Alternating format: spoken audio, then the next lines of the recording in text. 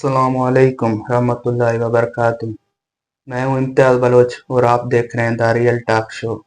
आज हमारे साथ एक खास निहायत शख्सियत मौजूद है जो किसी तारुफ के मोहताज नहीं। अस्सलाम वालेकुम सर। वालेकुम सलाम। क्या हाल है सर? अल्हम्दुलिल्लाह, आप बताएं। सर सबसे पहले आप अपना तारुफ हमारे ऑडियंस को करवाएं। जी, मेरा नाम अली रज़ा अब्बास है और मैं आईबीए में as a lecturer of marketing and business strategy काम करता हूँ और तकरीबन 5 साल हो गए मुझे आईबीए के साथ।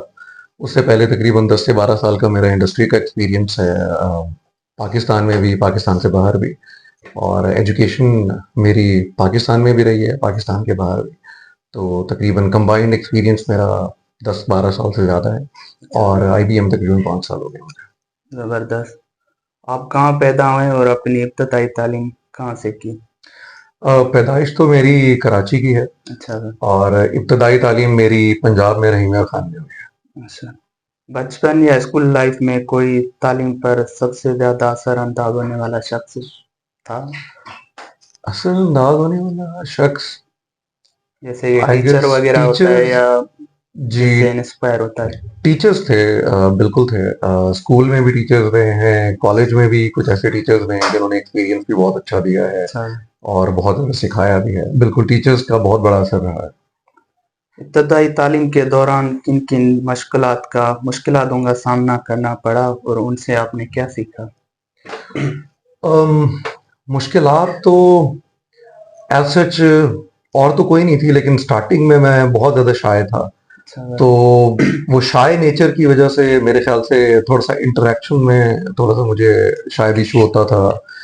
तो वो बाद में ओवरकम हो गया, लेकिन इब्तदाई तालीम में वो थोड़ी सी जो झिझक थी, जी जी। उससे थोड़ा सा जो है वो मेरा ख्याल है जो लर्निंग एक्सपीरियंस जो होता है इंसान का, उसमें थोड़ी सी मुश्किल होती है। अच्छा सर। आप हमें अपने अर्ली एकेडमिक जर्नी के बारे में कुछ बताएं और ये भी आपने बीबीए करने का डिसीजन कैसे की? अर्ली एकेडमिक जर्नी, मेरी आर्मी पब्लिक स्कूल में स्कूलिंग थी 10th तक। जी फिर सर। पंजाब कॉलेज से इंटरमीडिएट था और उसके बाद मैं लाहौर चला गया बीबीए के लिए। बीबीए का डिसीजन दो तीन फैक्टर्स पे डिपेंड करता था उस वक्त।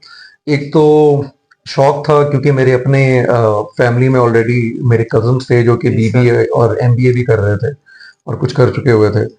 और दूसरा, उस वक्त ऑप्शंस जो थे वो बहुत कम थे। अच्छा। कंप्यूटर साइंस की फील्ड बहुत मतलब कि ना होने के बराबर थी, बूमिंग थी, टेक्नोलॉजी इतनी ज़्यादा बढ़ी नहीं थी। जी सर। और जितना थोड़ा बहुत तालीम कंप्यूटर की मैं पढ़ा जाता था, उतना ऑलरेडी मुझे आता था, शौक था मुझे टेक्नोलॉजी का। तो मुझे लगा कि सबसे बेहतर जो है मेरे अपने मिजाज के मुताबिक वो ये वाली होगी तालीम बीबीए की। जी सर। तो उसके कंटेंट्स पे और अपनी फ्यूचर प्लानिंग के हिसाब से देख के मुझे ये सूटेबल लगी, तो इसलिए मैंने सेलेक्ट की। बीबीए के दौरान आपके सबसे ज्यादा मुश्किल क्लास या कोई प्रोजेक्ट? मुश्किल क्लास तो मैं नहीं कहूँगा, अल्हम्दुलिल्लाह अच्छा गया सारा कुछ। लेकिन एंटरप्रेन्योरशिप का एक प्रोजेक्ट था, जी तो सर। जिसमें हमें पाकिस्तान में एक नया आइडिया इंट्रोड्यूस करवाना था जो कि ऑलरेडी यहाँ पे ना हो, और उसको हमने फिजिकली डेमोन्स्ट्रेट करना था एक एग्जीबिशन में जहाँ पे बहुत बड़े बड़े बिजनेसमैन जी ने सर। आना था।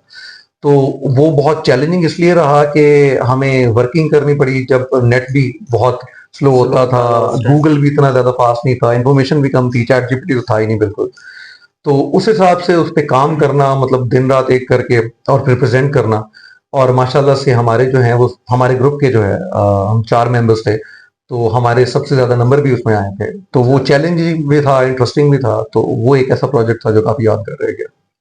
आपको सीएसएस और पीएमएस जैसे कॉम्पिटेटिव एग्जाम देने की मोटिवेशन कहाँ से मिली? देखिए, मैं झूठ नहीं बोलूँगा कि मैं बचपन से करना चाहता था और ये वो, जी सर। मुझे, क्योंकि अगर आप सिंध में रहते हैं और आप लैंडलॉर्ड फैमिली से हैं, तो आपकी करियर चॉइसेस जो है ना वो फैमिली थोड़ा सा लिमिट कर देती है, और उसमें एक सीएसएस और पीएमएस या एडमिनिस्ट्रेटिव सर्विसेज जो है या जी पुलिस सर। सर्विसेज, उसमें कोई खुद से करना चाहे ना चाहे तो उसको ज़ाहिर बात है ज़बरदस्ती जो है ना आना पड़ता है। मेरी फैमिली अल्हम्दुलिल्लाह मतलब शुरू से ही पढ़ी लिखी रही है, तो उन्होंने मुझे इतना माशा। फोर्स नहीं किया। लेकिन उनकी तरफ से ये एक उनकी ख्वाहिश थी, पेरेंट्स की भी और फैमिली मेंबर्स की भी, कि जी मुझे ट्राई करना चाहिए। तो अच्छा। मेन मोटिवेशन उनकी थी। मैं तब यूएसए जाना चाह रहा था, मेरा एडमिशन भी हो गया हुआ था, लेकिन उन्होंने वो कैंसिल करवा के फिर मुझे जो है ना वो इस तरफ लाया। तो जब स्टार्टिंग में थोड़ा सा इसको मुताला किया कि इसकी क्या करियर ऑप्शंस हैं, और इसमें मुझे सबसे ज्यादा इंटरेस्टिंग चीज लगी कि जो आप डिफरेंट डिफरेंट सब्जेक्ट्स पे जो आपका जी। एक्सपोजर आपको मिलता है, तो उसने मुझे अट्रैक्ट किया, तो फिर मैं इसकी तरफ आया। आपने सीएसएस और पीएमएस की तैयारी कैसे की? मैं असल में उस वक्त लाहौर में होता था, और मेरा बैचलर जो है वो कंप्लीट हुआ था। और उस वक्त तो मैं खैर जॉब ढूंढ रहा था कि मैं कोई जॉब करूं। सही। लेकिन फिर जब जाहिर बात है मेरा एडमिशन बाहर हुआ, मैंने ख्वाहिश जाहिर की बाहर जाने की, तो फिर फैमिली वालों ने जब थोड़ा सा पुश किया मुझे इस तरफ, तो वहां पे फिर मैं देखना शुरू हुआ कि क्या क्या ऐसी चीजें हो सकती हैं अकेडमीज के तौर पे या आपको गाइडेंस के तौर पे कि मुझे चूज करनी चाहिए। तो लाहौर की बहुत मशहूर एकेडमी है, किप्स एकेडमी। तो वहां पे मैं गया, वहां पे मैंने तैयारी की थी इसकी। कोई खास स्ट्रेटेजी जो आपके लिए बेस्ट रही थी? स्ट्रैटेजी देखें, टेक्निक पढ़ने की और सब्जेक्ट सिलेक्शन की जो है वो थोड़ी सी मुख्तलिफ होती है इसमें। जी सर। तो पढ़ने की टेक्निक में ये था कि मैं इंटेलिजेंट तो शायद पहले था, लेकिन मैं बहुत ज़्यादा जो है ना वो हार्ड वर्किंग नहीं था। तो मैंने टाइम मैनेजमेंट पे सबसे ज़्यादा फोकस किया कि किस सब्जेक्ट में मेरी कितनी महारत है, मुझे कितनी उसकी ज़रूरत है, किसको कितना टाइम एलोकेट करना है। सही। तो ये स्ट्रैटेजी ऐसी थी कि जो थोड़ी सी कामयाब रही मेरे लिए। सीएसएस और पीएमएस क्लियर करने के बाद आपने यूके में एमबीए करने का डिसीजन क्यों किया? ये क्वेश्चन इंटरेस्टिंग भी है और थोड़ा कंट्रोवर्शियल भी हो जाएगा। जी सर। हुआ ये था कि यहाँ का जो सिस्टम है वो बहुत स्लो है, ट्रांसपेरेंट नहीं है, और अनसर्टन है, कि मतलब कि एंड तक कैंडिडेट को नहीं आइडिया होता कि वो किस डायरेक्शन में जा रहा है, क्या जा हो रहा रहा है। है। तो बीच में क्या कहते हैं कि क्योंकि रिजल्ट आने में बहुत ज्यादा टाइम लगना, और पीएमएस में ये था कि जिस टेस्ट में मैं अपेयर हुआ था, तो पास होने के बावजूद वो पूरा का पूरा टेस्ट ही जो है ना वो कैंसिल हो गया था, और वो उसकी दोबारा डेट आई थी, वो क्या कहते हैं कि एग्जामिनेशन हुए थे। साल डेढ़ साल बीच में जो ये फारिग था, तो उसमें क्योंकि शुरू से ही मेरा इरादा था बाहर जाने का, तो मैं इसलिए मुझे वो अपॉर्चुनिटी बेहतर लगी और मैं बाहर चला गया। चलो। सीएसएस और पीएमएस की प्रिपरेशन और फॉरेन एजुकेशन के दौरान सबसे बड़ा चैलेंज क्या था? सबसे बड़ा चैलेंज ये था कि एक माइंडसेट से निकल के दूसरे माइंडसेट में दूसरे। जाना। कि पहले आप प्रिपेयर कर रहे हैं एडमिनिस्ट्रेटिव सर्विसेज के लिए, उसमें कामयाब भी हो गए हैं, आपने सोचा हुआ कि उसमें जाएंगे, फिर आपको अपना ट्रैक चेंज करना पड़ा है, फिर आप अपनी एजुकेशन के लिए जा रहे हैं, और वो भी जब आपके एजुकेशन में गैप तकरीबन 7-8 साल का और आप इंडस्ट्री में काम कर चुके हो, जी सर। तो फिर पढ़ाई का टेम्पो बनाने में थोड़ा सा टाइम लगता है। तो मेरा ख्याल माइंड सेट शिफ्ट जो है वो एक चैलेंज था। एक साथ मल्टीपल एग्जाम्स प्रिपरेशन के दौरान आपने स्ट्रेस और टाइम को कैसे मैनेज किया? अब ये हर किसी का जो है ना एक पर्सनल कोपिंग मैकेनिज्म होता है स्ट्रेस से। और ये मैंने स्ट्रेस से तो इस तरह मैंने उसको थोड़ा काबू किया कि मेरी कुछ हॉबीज हैं जिनमें मैं इंटरेस्ट लेता हूँ। तो वो हॉबीज जो थी वो एक अच्छा जरा मेरे लिए रिलैक्सेशन का बायस भी बनती थी, और थोड़ा सा मुझे एक हेल्दी डिस्ट्रैक्शन भी देती थी, कि जिनमें थोड़ा सा टाइम स्पेंड करके मैं वापस पढ़ाई की तरफ आ जाता था। सही। क्या आप कुछ मिस्टेक्स या लेसन्स हमारे लिस्टनर के साथ शेयर कर सकते हैं मिस्टेक जो आपने सीखे हो? सीखना, मिस्टेक मेरे ख्याल से क्या कहते हैं कि चीज़ों को डिले करना या ऑल टुगेदर ट्राई ना करना एक बहुत बड़ी मिस्टेक होती है। मैंने चीज़ें जो मैंने करनी थी वो मैंने की, लेकिन मेरे ख्याल से थोड़ा सा मैंने डिले करके की। तो अच्छा। शायद जो इनिशिएटिव लेना है उसमें जो है ना देर नहीं करनी चाहिए। यूके एजुकेशन सिस्टम और पाकिस्तान एजुकेशन सिस्टम में कितना कितना बड़ा फर्क है? फर्क तो जमीन आसमान का है। वहाँ का सिस्टम आपको आपके जहन को खोलता है, खोलता आपको है। नया माहौल मिलता है। नया माहौल आपको देता है, आपको एक्सपोजर ज़्यादा देता है, आपको चीज़ें एक्सप्लोर करने पे वो ज़्यादा इनकरेज करते हैं। यहाँ पे आपकी रिप्रोडक्शन पे, जो आपका एकेडमिक जी रिप्रोडक्शन सर। है उस पे ज़्यादा जो है ना वो फोकस किया जाता है कि जितना आपने पढ़ा है उसको कितने अच्छे तरीके से आप रिप्रोड्यूस कर सकते हैं। तो ये थोड़ी सी चीज़ जो है ना डिफरेंट है, जिसकी वजह से वो लोग मेरा ख्याल है रिसर्च में भी आगे हैं, कामयाब भी हैं। पीएमएस और सीएसएस के तैयारी के दौरान फैमिली या फाइनेंशियल प्रेशर्स का सामना करना पड़ा? नहीं, अल्हम्दुलिल्लाह मैं एज़ सच ये नहीं बोलूँगा कि फाइनेंशियल प्रेशर्स थे। लेकिन एक जब आप ऐसे एग्ज़ाम में अपियर हो रहे हों, जिसका बहुत बड़ा आपके मुल्क में हवा बना हुआ है, तो वो मेरे ख्याल से एक सोसाइटल प्रेशर आ जाता है नेचुरली कि जी आपने एनी हाउ जो है ना वो पास करना है। और जब आपकी हिस्ट्री भी रही हो कामयाब होने की और आपकी हिस्ट्री ये रही हो कि जी आपको लोग काबिल समझते हो, तो आपके ऊपर डबल प्रेशर आ जाता है। मेरा ख्याल है सोसाइटल प्रेशर ज्यादा होता है। फैमिली मेरी चिल थी। क्या आपने कभी प्रिपरेशन के दौरान मोटिवेशन खत्म होने का तजुर्बा किया और उसे कैसे वापस लाया? हाँ बिल्कुल अगर किया था। खत्म हो गया हो? हाँ बिल्कुल खत्म हुआ था, क्योंकि मैंने सीएसएस की प्रिपरेशन बहुत ज्यादा अर्ली स्टार्ट कर दी थी। तकरीबन साल था बीच में। जी सर। हुआ ये कि जब एकेडमी के 5 महीने खत्म हुए थे, तो वो बहुत जो है ना रिगोरस टाइम था कि जब आपको बहुत ज्यादा सब्जेक्ट तैयार करने पड़े थे। एकेडमी जाना, वहां 3-4 घंटे लगाना, फिर घर आके पढ़ना, फिर टेस्ट की प्रिपरेशन करना। तो जब वो 5 महीने खत्म हुए थे, तकरीबन 2 से ढाई महीने का ऐसा गैप आ गया था कि मैंने कुछ भी नहीं किया था।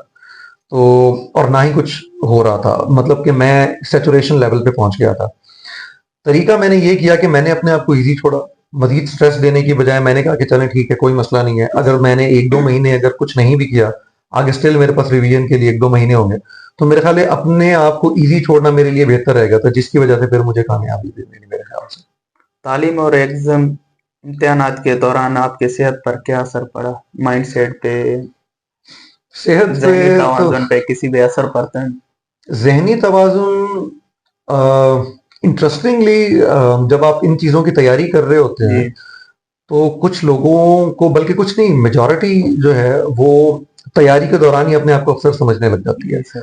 तो मेरे ख्याल से अपने आप को अपने इन अदर वर्ड्स औकात में रखना जो है ना वो थोड़ा सा ज़्यादा मुश्किल होता है। जी तो सर। उस पे फ़ोकस करना चाहिए, जो कि मैंने किया। और सेकेंडली हेल्थ मेरी बिगड़ी थी एग्ज़ाम देने के बाद, क्योंकि वो पूरा साल, सवा साल इस तरह का था कि मेरी आउटिंग थोड़ी-सी कम हो गई थी। 14 से 16 घंटे क लास्ट में 3-4 महीने पढ़ना पड़ता था। सही। तो हेल्थ थोड़ी-सी हुई थी डैमेज। मुझे थोड़ा-सा फ़ील हुआ था, और उसके आगे मेरी महीना डेढ़ मेडिकेशन भी चली थी।